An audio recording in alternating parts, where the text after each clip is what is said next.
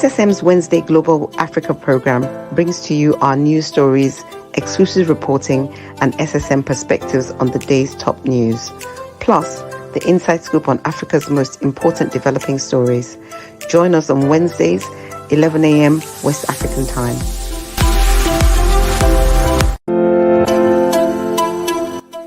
SSM's Wednesday Global Africa program brings to you our news stories, exclusive reporting, and SSM perspectives on the day's top news. Plus, the inside scoop on Africa's most important developing stories. Join us on Wednesdays, 11 a.m. West African time.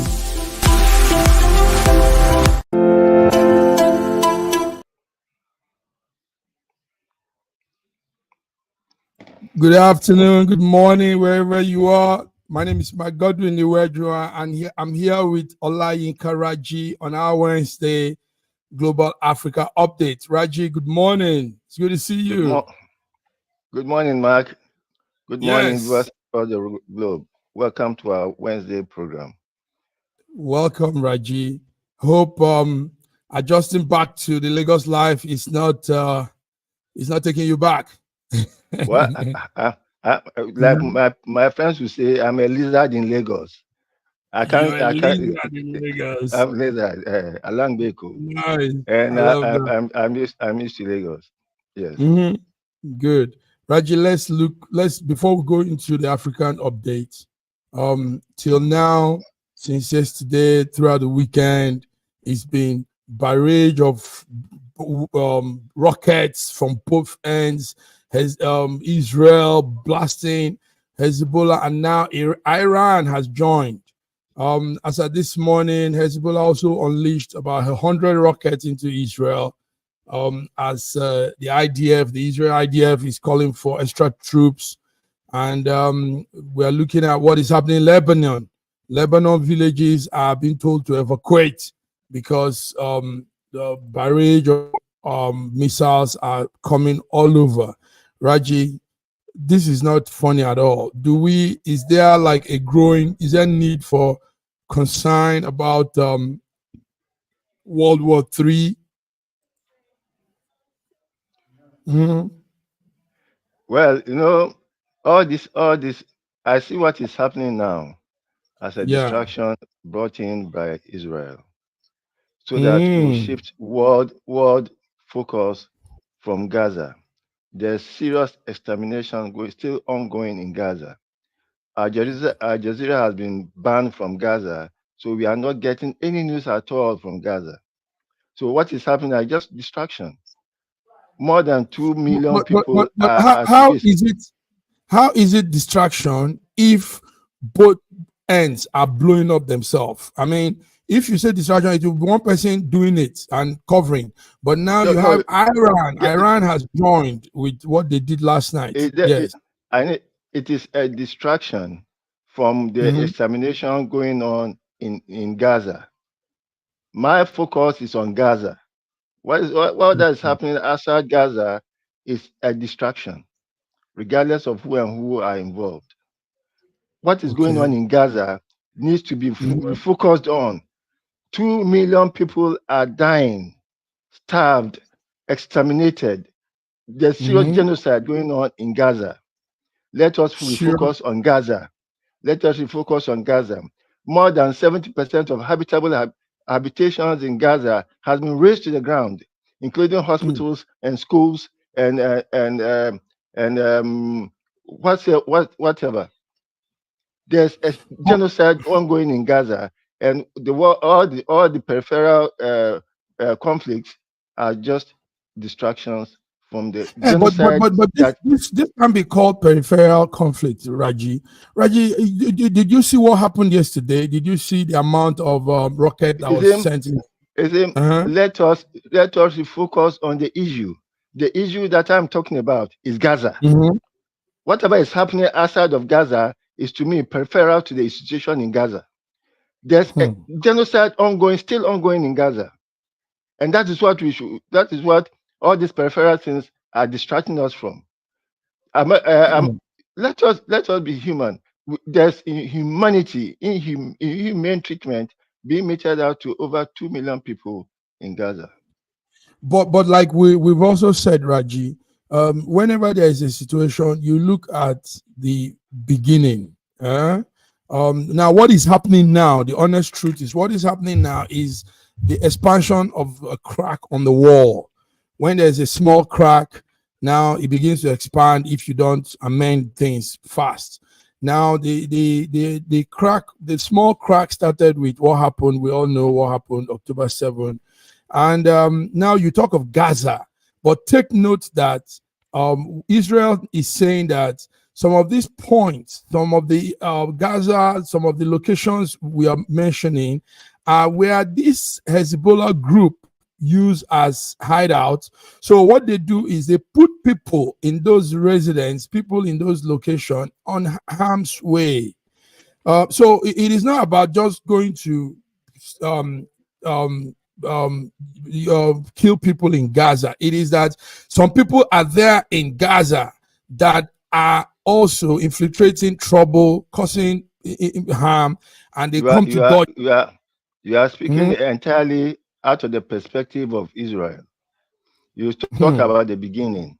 You just you didn't even go to the beginning. No, I just gave the beginning as a phrase, It then is I not a came beginning.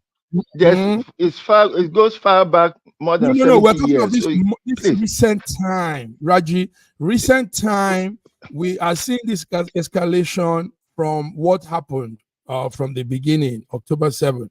So recent time. You are taking from a convenient point, the convenient point to your narrative. Convenient point to your narrative. It just didn't start on October 7th. There are so many other things that have happened prior to October 7th, and that has been on for more than 70 years. So if you are going to talk anything, let's focus on the current. And I'm telling you that all that is happening now about Lebanon, about Hezbollah, about the Houthis, and about Iran is peripheral to the real issue that is happening in Gaza. Okay, but before we continue, ongoing in Gaza. Okay, Raji, before we continue, our man from Toronto, Canada is here. Sir George Chuku, you're welcome, sir. Good morning, Mike Godwin, and good morning, Olayin Karaji. Good morning, viewers from around the world. Welcome to our Wednesday newscast. Yes, Wednesday newscast. George, today is meant for Wednesday. Is meant for African update. So we do more, but there's a very hot situation on board. You can't hide from what is going on. There's like an ongoing World War III fear that is being spread around the world, and that is coming from Israel, Hezbollah, Lebanon, and all of those stories. As at this morning, Hezbollah unleashed about 100 rockets into Israel, and last night Iran also did the same. Even though all of these rockets, when they come, we know of the drone that scuds them and diffuse them and dissolves it all from harming people. George, what's your take? Because Raji was saying something here now. Well, I mean, you're looking at a situation. I have said this before. Number one, you have a tiny little country that is on its own, and you have more than 5 terrorist groups, most of them sponsored by Iran, after Israel. So what I don't understand is the world is looking, and then this little tiny country is being attacked from left, right, and center, and then all we are interested in is, what just happened. I forgot the date of that event that took place. Was it October 7th or something like that? When more than 1,000 were killed, maimed, destroyed, and then all of a sudden we're looking at a tiny little country. Iran is sponsoring Hezbollah. Iran is sponsoring the Houthis. Iran is sponsoring the Hamas. All of these things are being sponsored by one nation that has sworn that this country must be annihilated. And you're looking from all over the place, and the world is just still, pontificating over little matters like Gaza Strip. No, the point is, look at around you in Israel. That's the smallest country in that zone is being fought against by people, different groups who are swearing that they will be annihilated. I don't know what you guys are expecting, but one thing, like I said before, Israel, as small as it is a burning bush. The fire is there, but it will not burn up. And then you're going to see a retaliation, because right now the leader, the supreme leader of Iran, is on the hiding. Why is he hiding? That's a coward. That's a coward there, if you ask me. Why are you hiding? You come, you talk about all these great things. We're going to retaliate. We're going to do this. We're going to do that, and then you go into hiding. Come out now. Aren't you a strong man? Let's deal man to man and see who is gonna win. The point about it is this: let's be careful, because sometimes we're condemning Israel on being on the defense all the time. And then all these groups are rising up, being sponsored by this nation. So what you're asking yourself is, if that is the case, if you were to be in their shoes, how would you be dealing with this situation? And what would you do when you find a terrorist group that is coming after you? Would you want to just appease them and allow them to continue to grow, or would you want to annihilate them? So what you're saying in Lebanon right now, they want to do, they call it a very small incursion to make sure that the northern part of Israel is secure, so that their citizens can come back home. And that's why they want to go in on a limited basis, they said. So these people are being attacked all over the place. Yes. All right, George. Thank you. Viewers, what you're seeing there is a quick design map of Israel, Lebanon, the Gaza Strip that Raji is also talking about, Jordan, Iran, Iraq. Now, yes, George, Raji was saying something also very crucial. Raji, do you agree with George's point of view? Let's hear you again from what you were saying earlier. I don't have to agree with anybody's point of view. George's narrative is just like the Israeli narrative. Now, I insist that all that is happening now is peripheral to the genocide that is ongoing in Gaza, and that the world should refocus on Gaza and save 2 million people who are being exterminated in Gaza. Okay, hold on a second. I just want to understand. Yeah, you're focusing on Gaza, but these people are dealing with multiple terrorist groups, 5 different terrorist groups, all after one little nation. And then we want to concentrate. Now, Gaza, Hamas was the one who started all this mess right now. And then all of a sudden, here you go, Lebanon, you have the Hezbollah, you have all of these groups, and now the main country itself is coming out. I am so happy that Iran started raining all these missiles against Israel, because right now, even if they don't retaliate, none of their leaders are safe. You can go to bank with it, because when they want to annihilate, they will dig a hole. Coincidentally, the people that actually initially, had sworn to destroy Israel is in the same zone where Iraq is. And that was, where it all, thousands of, hundreds of years ago when it all started. So the point is, this man called Haman that wanted to destroy Israel, the gallows that he built, him and his family was hung in that particular gallows. And we are going to see what is will take place very soon. Yes. So what we're doing also in our SSM studio is evaluating different military kits, the tanks, the UAVs, the missiles, artillery, and because we're trying to be very, very objective.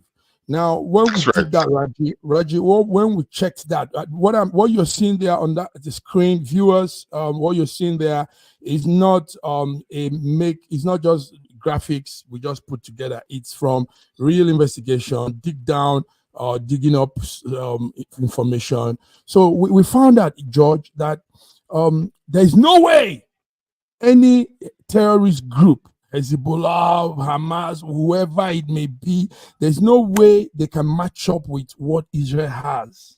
George, this is what we found out from our studies: the tanks, the air defense, the Scud missiles, the artilleries.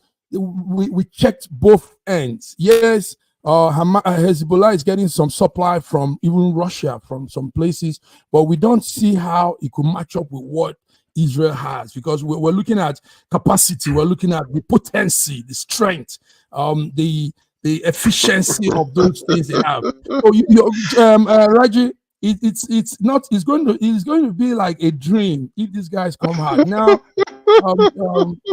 this morning they did some other strikes again, and all of their missiles fall on empty ground. You know, it doesn't, even though it's targeted at the citizen, but it doesn't get to the target. So, and when Israel would come back, it will be massive. So this is it will be deadly. Now that Iran finally, you know, one thing we have forgotten is that it's been so long coming when Israel was actually expecting Iran to openly come out against them directly, so they can deal with them with the blows, unforgettable blows, and they can deal with them and make a mark that can never be erased. That is one major thing, and it is going to happen, because the one thing that they can take home is, as long as Benjamin Netanyahu is the leader in Israel, when he inflicts pain, he does it like a general, which he has been. You know, his brother was a military might too. So what you're seeing here is, leave these people alone. If you are intelligent enough, they've done nothing to you guys. Let them just exist and do their own thing. But when you want to get yourself involved in something that doesn't affect you, when it comes after you, look at Hezbollah now, look at Lebanon now. Everybody's running away. Everybody, when they dealt with them, it was like they were having a dream. And Iran will get it at the right time. You can go to the bank with it. And when they deal with Iran, they're going to deal with them so strategically that most of anything that makes them to want to come out and flex their military might and muscles will be destroyed. You watch and see what's going to happen. Leave these people alone. As long as you keep on coming after them, they're going to be inflicting pain or run of them.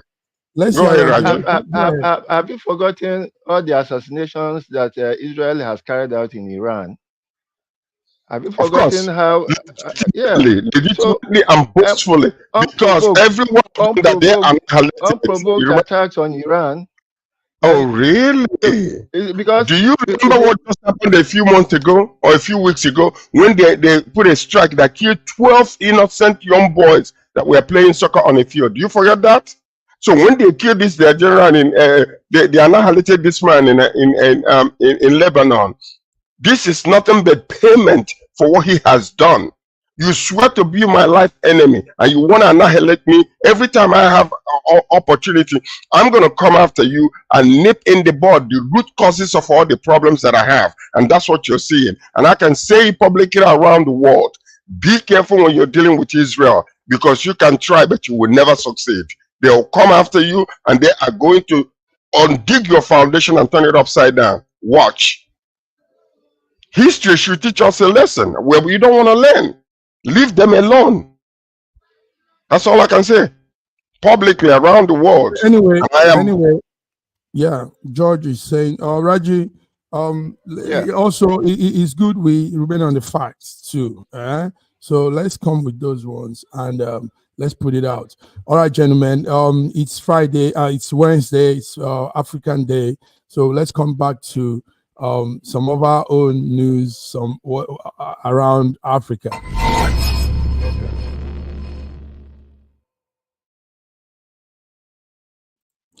All right, gentlemen, viewers, there's news coming from Nigeria that Emirates, that airline from United Emirates, has resumed flights to Lagos after 2 years suspension. Raji, who is at advantage? Who loses? Who gains at this kind of thing? Emirates is back after 2 years suspension. He says they resumed flight to Nigeria with their flight EK 783 that landed yesterday, marking his first return after a 2-year suspension. So my question to you, Raji, you're there in Lagos. who's at advantage? I mean, who's gaining from this? I thought we weren't gaining. Go ahead. I don't understand why Nigeria puts itself as an inferior position. The traffic out of Nigeria to all places in the world is humongous. Nigeria is the most profitable route in Africa. So it doesn't matter. It's like Uyigbo market. It doesn't matter. No one knows whether you came or not. The market goes on. And there's nothing for me to jump for joy that Emirates is coming back. What are they doing to me? What are they doing differently from other airlines that will make me want to jubilate that they have come back? Their prices are not the best. Their fares are not the best, and there are sufficient airlines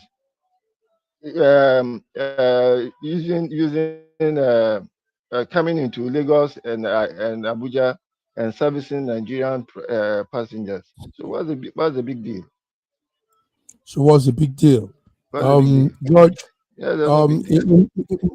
like Raji just started with his statement, in most cases, we don't know who we are. The black man has not realized who he is. Nigerians have not realized who they are with our number, with our power. So people toss us around. Imagine airline come to tell us they suspend their movement. Meanwhile, it is we that gives them. George, tell me, am I correct?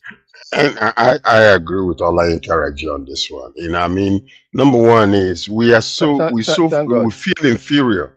We feel inferior to some of these nations. Number one is we feel like Emirates. Can you consider, Emirates Airline?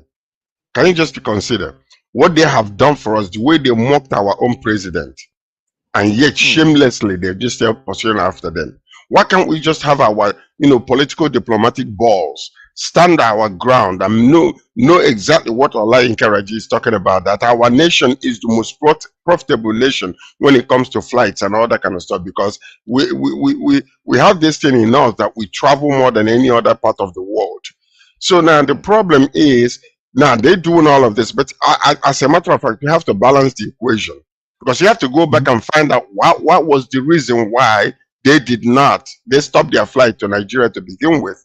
They were claiming that we owed them so much money and that our money was losing value. By the time they received the money back to themselves, the value was no longer there. So there were some reasons why they left in the first place. But having mocked us the way they mocked us, and knowing how profitable our living Nigeria, coming into Nigeria is, we should, stand our ground. Because, I mean, yes, we have Ethiopian Airline, we have APs. If they don't come back, people, all the while they were away, people were still coming and going. And who is the question is, who is gaining? Were we losing? We were not losing in anywhere in their absence. So what is the big deal when they come back? Because they feel and claim superiority over us, even the way they have dealt with our president, when they were just doing a yo-yo type of situation with him, come today, come tomorrow. No, I don't think so. There is nothing to jubilate over this, and it is our own, what you call a fanatic type of consumption, that is causing all of these things. Anything you can get from Emirates, you can get it from Ethiopian Airline. Anything you can get from Emirates, you can get it from APs. And APs actually is more superior than most of the flights from Emirates. So I don't see. I'm sorry, but it's nothing to laugh home all about. No, you don't need to be sorry. It's a fact. It's the day we realize ourselves that we will stop some of these bouncing around we allow people do to us. Raji, now that they have come back, we had that visa. There will be some visa withdrawal. I mean, it won't be as it used to be. It could also be visa at the point of entry, reduce requirements to get your visa and all that. Is that true? Will there be that flow? See, Nigerians should be courted by all these airlines, all these like Dubai being a center of commerce. They should come and court us. They should come and toast us. Please come to our country. Not that they will be saying, okay, be telling us that they can restrict our entry into their country. No, I don't. Like George has said, like I've said before, there's nothing for us to be dating about. Nothing. Whatever concession they want to give, let them give. Let us Okay. remain in our position of confidence, of superiority, of knowing our own worth instead of Our throwing own words. our gold into pigs. Thank you very much. Thank you, Yeah. guys. Moving forward, let's wrap it up. Yesterday, George, was our 64th Independence Day. It's still good to look back at that whole thing. We were last time on Monday, we were talking about a 64-year-old man that has not gotten his speech. I mean, that's how you compare it. So, guys, tell me. Let me start with George. George, do you think there's hope for this 64-year-old man? Is there going to be some form of progress even at old age? You know, some people could also get it right at old age. But there's a saying that a fool at 40 is a fool forever. So I don't know where the fundamental question we have to ask each other is, how did we get here? Okay. What was the factors that contributed to us coming to this point where we are today? How do we deal with it? Because politically and diplomatically, we are lagging behind. A 64-year-old man that is still lapping, water from the stream. You see, and that's the major problem there, because the people are crying outside bad governance, bad governance, and then the administration itself, all they do is talk. This particular administration is an administration of excuses and an administration of talk. Yeah, the president made a speech. It was a fantastic speech, but what does it amount to? What does it amount to? The bottom line to all of these things is, what does it amount to? How is the common man feeling the effects of every single thing? You're talking about $30 billion business MOUs. How is it affecting the lives of the people in the country? People are crying out because right after you came into power, on the same day that you were being inaugurated, you just came out there without any studies or looking into the situation, and then said, subsidy is gone. And then you begin to do some financial reshuffling that is causing even extra pain on the people. You turn around and you're increasing the tariff. You turn around and are doing all these things, and you're saying, oh, people should become, they should, bear the pain. But you turn around in the same vein, you're not an example of what you want to implement. You begin to spend billions of dollars, wasteful spending on unnecessary things. I know we're going to talk about Amina Mohammed, what she was talking about. The deaths now, 1.7 million or 1.57 million billion was just approved for Nigeria. Another debt. So all our lives, all we're going to do is managing the debts. No infrastructure development in our country. When these loans come, we abuse the loans. We don't know where the money is going, and yet we're owing the money. And it is going in the wrong things. This is what you're talking about. This is why people are crying out. Thank you, George. Raji, let's hear you. 64-year-old man, can he make it? Incidentally, yesterday was also my birthday. And a friend of mine called me early in the morning, and he actually made my day, because he prayed for me. He said all those things he has to say to wish a dear friend a happy birthday. And then added, happy Independence Day for all that it is worth. And that statement was very, very heavy to me, for all that it is worth.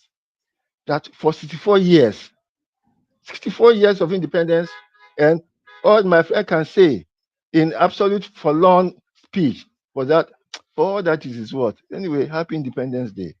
That shows that any hope that he had, any faith that he had in this country has been so bastardized that, but for his faith in God, he probably have thrown up his hands.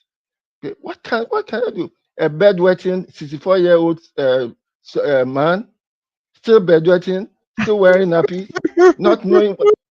No, it's not It's fun. funny.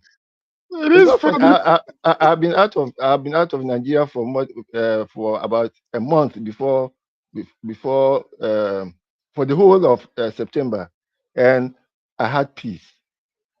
I had peace in that I did not have to think about Nigeria and the situation we face in Nigeria. It is very, very sad. It is very sad. And then Sir George mentioned about the fantastic speech by the president. A speech full of lies, full of full of full of full of mi- full of. Where is the Defeat. 30 billion investment that has come to? Of all the investment that has come to this country, it's not up to $300 million. Where is the 30 billion that he mentioned?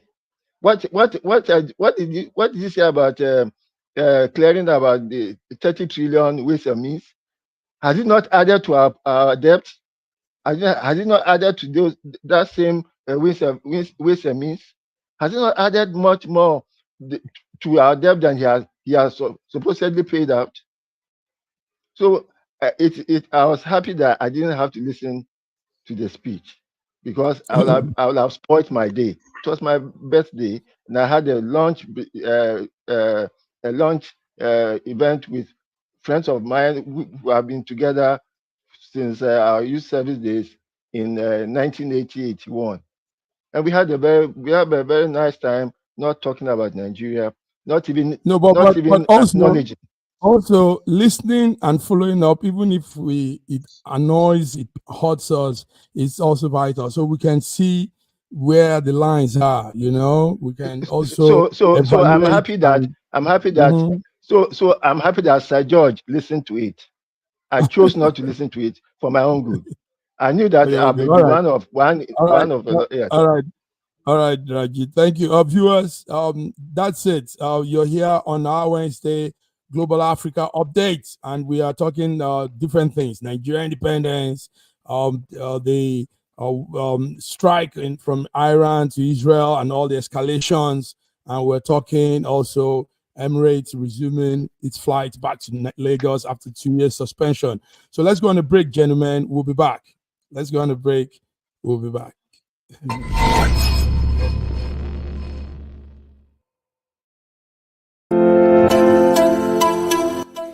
SSM's Wednesday Global Africa program brings to you our news stories, exclusive reporting, and SSM perspectives on the day's top news. Plus, the inside scoop on Africa's most important developing stories.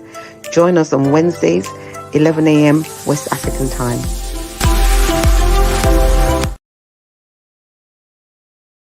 Nigeria, we hail thee, our own dear native land. Though tribe and tongue may differ, in brotherhood we stand. Nigerian soul, are proud to serve our sovereign motherland. This country has some of the most extraordinary culinary diversity in the world. I'm talking about Nigeria. This first dish is amala abula, made popular by the Yoruba people in southwest Nigeria. It starts with amala made from dried yam and then is covered in a variety of soups. Next we have ofe nsala, a white soup that is synonymous with the Igbo people of southeastern Nigeria. It goes best with fufu, or akbo as the Igbos call it. Next we have suya, the most well-known food of the Hausa and Fulani people of northern Nigeria. Meat is covered in a peanut-based powder called yaji and cooked over and opened fire. This is Banga and Starch, a classic of the Urhobo people of Delta State. Lastly, we have Onunu, a plantain-based swallow of the Izon people in South Nigeria. We are eating it with fisherman soup, popular throughout this whole region. And of course, we don't forget the jollof rice. This is popular everywhere in Nigeria. I think what makes Nigeria so great is the diversity of all the different people coming together. These beautiful ethnic groups living side by side, sharing culture and cuisine is what makes Nigeria such an amazing country to visit. Nigerians should be so proud of that cultural heritage, as there is so much more that unites than divides them.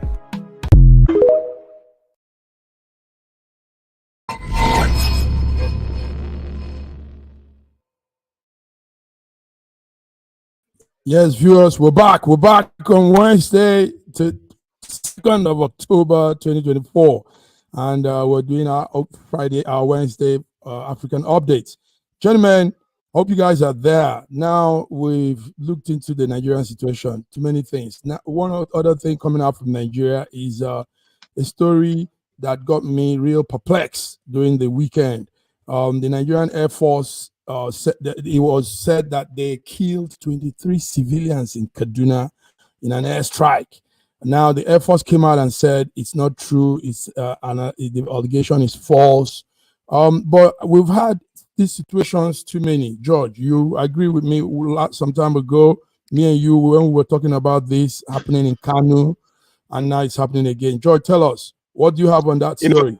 The saddest part of this whole entire saga in Nigeria is the ability of the different departments to come out and openly lie to the people. When there are facts on ground and people are reporting certain things, a particular individual representing one of these departments will come and blatantly lie against what people are, the people on ground are saying. So now they're saying that they did not kill innocent civilians, that they only killed about 27 insurgent group people. Now the problem is the people that are in the same place are telling you that they buried the mutilated bodies of about 23 people. These are Muslims. They did not preserve the body because they buried them overnight. And then you come out and you say it never happened because we always do our surveillance before the time. Now, we have seen this happen during a wedding somewhere in the north, where they annihilated and destroyed so many lives. They started denying it at the beginning, but later on admitted it. And the same thing is happening again.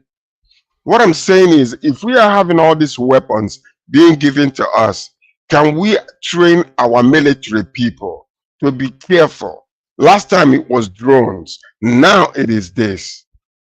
And another situation that we are having is where people can accommodate some of these terrorist groups. They will stay among them, buy among them, market among them, and then all of a sudden, when the airstrikes are coming, you don't know who is who. Because generally, the individual was saying that when they came out, they saw a bunch of these insurgents, they were running away and they shot at them. So that it was not in the open area, that it was in the bushes. So there is no mosque in the bush. So, but I don't think that people will come out, the villagers will come out and start lying against when they know that their own people were massacred in this situation. So I don't know who to believe anymore. And this is one of the problems we have in Nigeria today. Raji, who do we believe? Yeah. They said, what they said is, in their own words, they said they discovered that these people that they identified were victims of, they were farmers, they were children of that community. This is what the people on ground were saying. But the Army NAF said, no, that what they did was take out an operational targeted terrorists, in their words. Tell us, Raji, what's your take? See, this is not the first time that there have been maybe, will I say, mistake in identity or something. We read about a case where in an IDP camp during a wedding, the Air Force dropped a few bombs and a lot of people were killed. It's not the first time, it's not the second time. Now, when you are in a plane, when you are in the Air Force, a jet flying over territory, you are going at a very high speed to protect yourself from ground shots, so that it may be quite difficult to identify each individual. And therefore, if certain things happen, we should be careful the way we come out to deny the things that happen, rather than accepting that, look, a mistake was made, and we are sorry for the mistake. It's not so difficult to accept mistakes and to accept it. But if the mistakes are coming up ever so often, then there's a matter of concern. Our military probably, the effort probably need more training, better training than they currently have. Yes. Yes, more training. I agree with you, Raji, on this one, George. The drone and these new armories and weapons we have now, they are too fragile. So it's not just somebody come and handle them. Anything can happen, So more training is the word. George, what do you think? Because we need a little more training, and we need to send some of these people, even if they have to go outside to learn, and to understand. But another issue is that what we're seeing here is actually lack of coordinations, because eventually, if indeed they were actually to bring a surveillance around that place to ensure where these people were, and then in the last moments of them trying to institute this thing, and then there were mistakes that were made, that means there must have been some kind of lack of coordination between the people on the ground and the people that were coming to bomb the place. Because if you say that we always put our people on the ground to do surveillance on the place to make sure that the public is safe from the attacks, it's very highly probable that that was done, but yet information was not given at the right moment or released at the right moment to stop them from sending those ammunitions against the people that actually eventually killed a lot of civilians. Because evidently, I believe that there were civilians that were killed. Villagers are not going to come out lying that it was just that that they killed 23 people. I don't think so. At least there is no smoke without fire in this situation. We know already that this is the apparent. The modus operandi of this government is to deny. So don't admit it. Let's go to court if need be. It's not a laughing matter. Anyway, yes, it's not. It's a very serious matter. But you see, because we also don't, those places are also very volatile places. This is where also those terrorist groups are coming out from. So you don't know if truly the target was on the terrorist group, and now the villagers are turning around to say they are innocent villagers. And we also know that, like George said, Nigerian can be up to some things too. The NFA. I know that this NAF. Yes, I know that these machines, new gadgets they are acquiring needs a lot of training. It needs more than those small training they go for, because these are computerized, highly technical devices. So a little thing you blow off everywhere, and you to cover up, you say, okay, intentionally did it, but it was a mistake. All right, gentlemen, thank you very much. So viewers, that's it. What happened at Kaduna? The villagers said there were farmers and children who were at the community mosques at that time, but the NAF denies killing those 23 civilians in that Kaduna airstrikes. They say it was a targeted terrorist operation. So at the end of the day, we'll know who's saying the truth soon. Will you really know who is telling the truth? Because the bodies are already buried.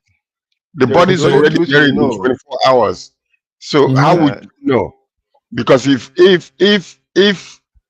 there was misinformation somehow that did not actually come out, and this villagers are saying we lost 23 people and they have already buried, how would you know the truth?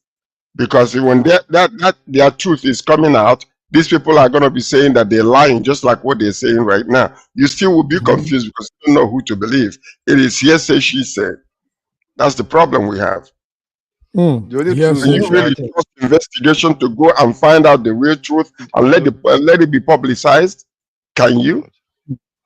the only truth is that 23 people have been killed. That's the only truth, and they have been buried. Unfortunately. That's the only truth. Unfortunately, that's the only truth. So, viewer, you decide who is telling us what it is or who is not. All right, gentlemen, let's come to the major story for today. George brought a little of it. We are now talking of the money that we keep getting funds, we keep acquiring loans, and we don't even see the future. We just do this for the moment. Somebody speaking. United Nations Deputy Secretary General is our own Amina Mohammed. She has raised concern over the high debt burden that is facing on African countries, highlighting, one thing she said I like is highlighting that this government choose between servicing debt, George, the servicing the debt, and paying attention into debt, collecting, servicing debt, and all that, instead of investing in critical sectors such as health and education. Gentlemen, let's talk. Amina has raised up dust. I think that what she was saying is. Go ahead, George.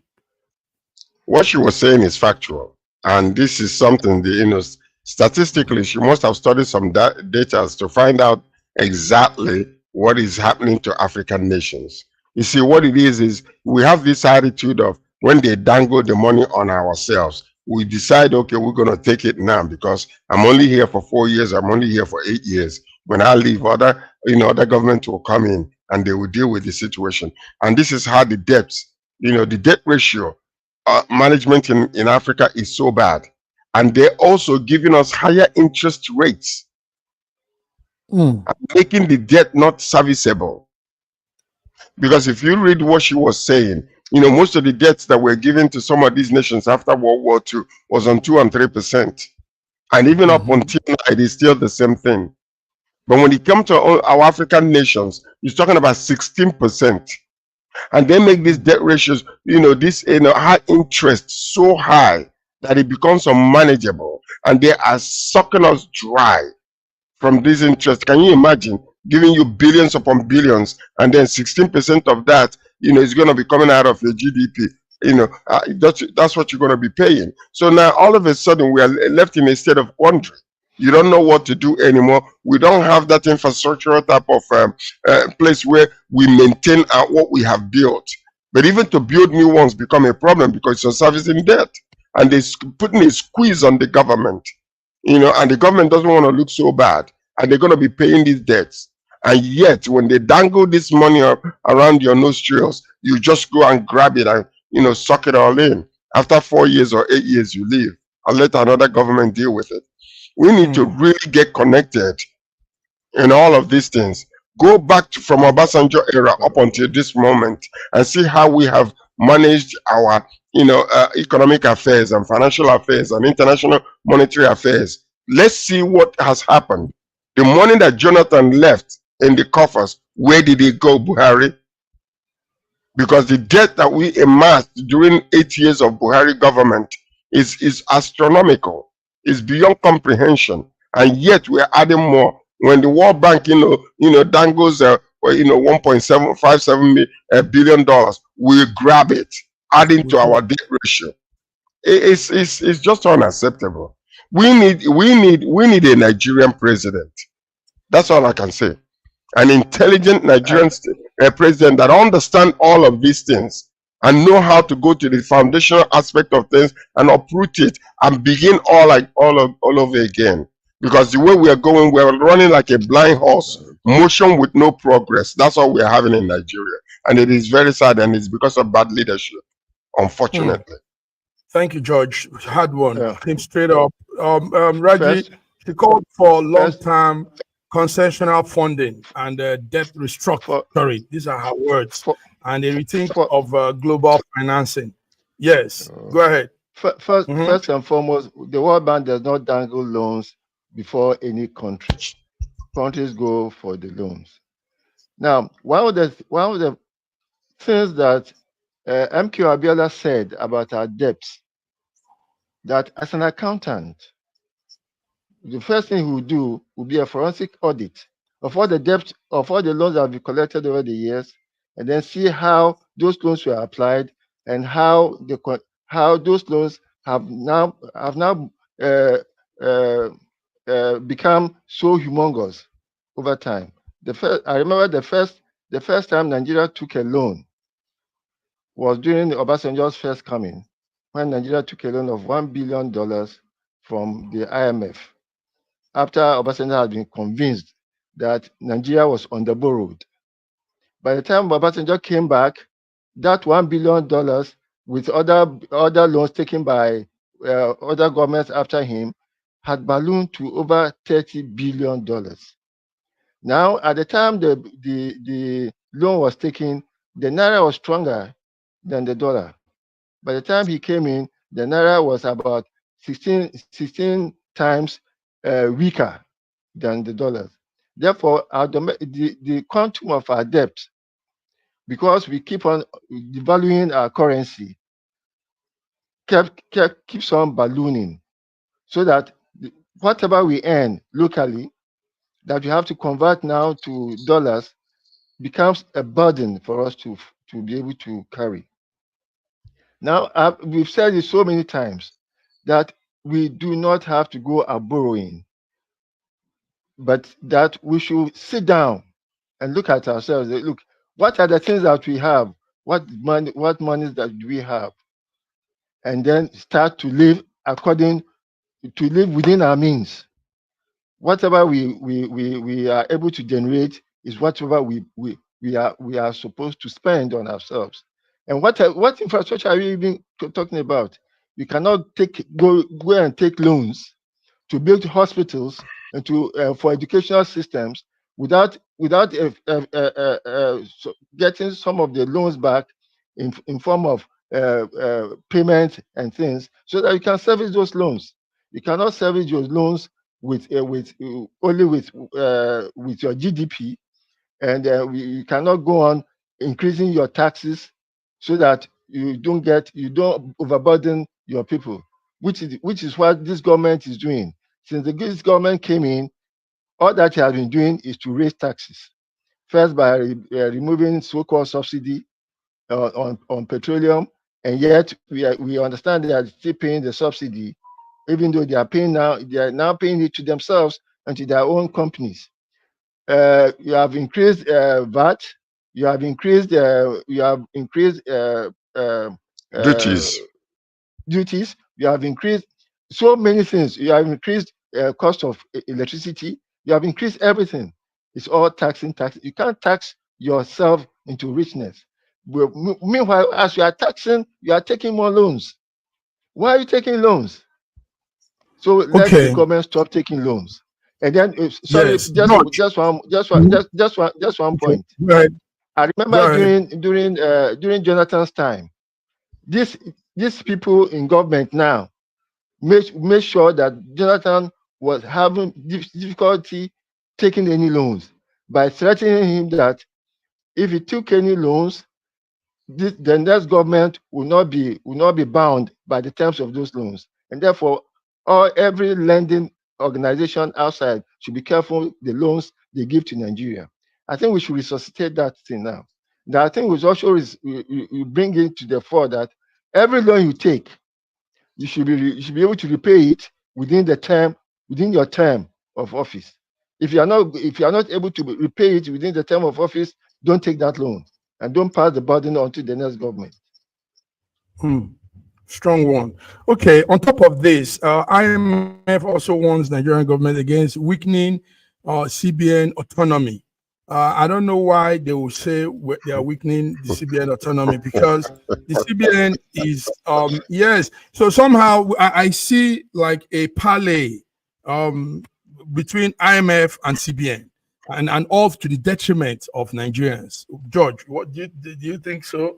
Because you see when When IMF is warning about this autonomy of the CBN, it is very important to understand where this all started from. Immediately, a president wants to become the petroleum minister and controls the funding that goes in and out of such. That is an issue that we are dealing with right here. Because what happened with MFLA is about to repeat itself if we are not careful. The MFLA was used by the government, and when he saw the level of corruption and the level of secrecy and level of lack of transparency that was going on, he decided to take part of become part of the corruption, and now he is the scapegoat. So what you are seeing is that the CBN is not independent. It's subject to the president. And all the decisions that are being made publicly are being fueled by the president. The extra recoloring of the money was Buhari's idea. Reprinting extra money was Buhari's idea. And when he instituted it as a CBN governor, now all of a sudden it became part and parcel of the whole entire saga that was going on. Because the CBN was not independent. They've been commanded and being controlled by the government, by the president. This is what happened with Buhari, and that's what's happening right now. And that's why IMF is saying we need to be very, very careful. We need an independent organization with the CBN, so when they're making decisions that will affect the economy of the nation, they will make it independent of whatever the president or the executives are saying, because they understand some of these factors that are bringing us into debt and bringing our inflation into the country. But when they're not independent to make any decision, the president will tell them what to do. So, and that's exactly, you don't see that in North America. You don't see that much. Yeah, that's correct, George. Raji, also, I think that there's a bill, there's something the legislators are working on that will amend the CBN Act, the CBN Act, and that could help the citizens somehow. But IMF is saying that will weaken. I don't know how they are looking at it, but they say it will weaken the CBN governance and autonomy. Raji, do you think so? Are you following the bill they are trying to put on their act, on the CBN Act? Without even following it, I did not see any act of the current NAS that will be to the benefit of the people. Unfortunately.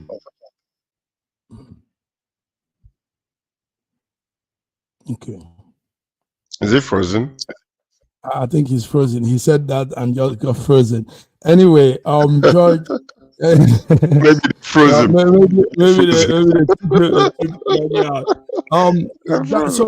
Anyway, that's what's happening. George, you really put out some strong talk here, and we want to commend Amina Mohammed.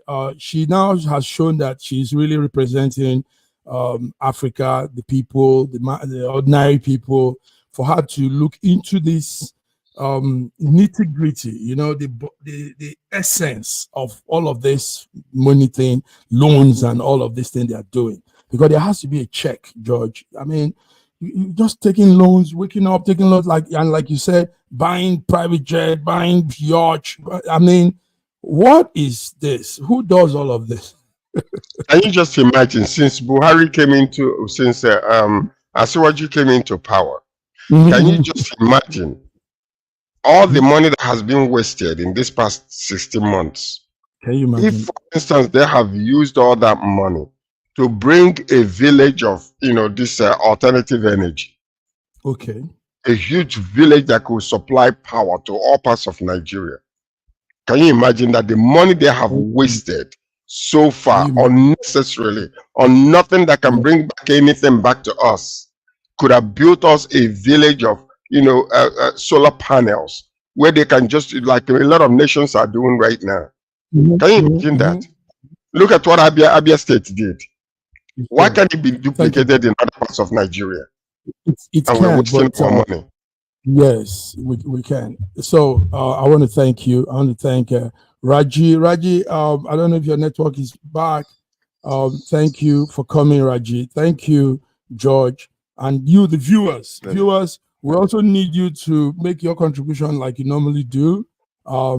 Say something. It's our matter. It's our lives. We only live once. No, you don't live twice. You live once. So get into affairs that concerns you, and be on the lookout for all these excesses from the governance. Raji, let's hear you say one last thing before we go. Raji? Yes, I'll just a line of word of caution about this renewable energy thing. I do not see how much we can gain from solar energy now at the moment. Rather than invest in solar energy, let us invest on our dams and our hydroelectric facilities, and then let us invest more in the transmission lines that will bring energy to our areas. We should not waste money on solar energy. Yes. But I don't understand why Raji will even say that. No, don't worry. Many nations that are using this particular thing. It's something that we need to talk about differently. On a whole, yes, on a whole. Raji probably has an idea of what he's saying. I am in the field. I am in the field of this so-called renewable energy. Also from your angle, your side, if you're looking at it from the Nigerian African side, because that's it. Yes, you need to come to the West. You need to see what they are doing with renewable. Yes, you need to understand what is happening around the world. Even in the US, where it is heavily subsidized, it is an edge technology. We should be careful about it. Okay, let's call it quit today. We'll be back on Friday. Gentlemen, thank you for coming. Viewers, God bless you. Have a beautiful day, everybody. In a world where news flies around every minute, you need the ability to relate and connect with what matters and stay up to date. Schengen Story Media News Echoes program is Africans in Diaspora and at Home's leading English news network, one of the most trusted, respected sources for news updates on current affairs as they affect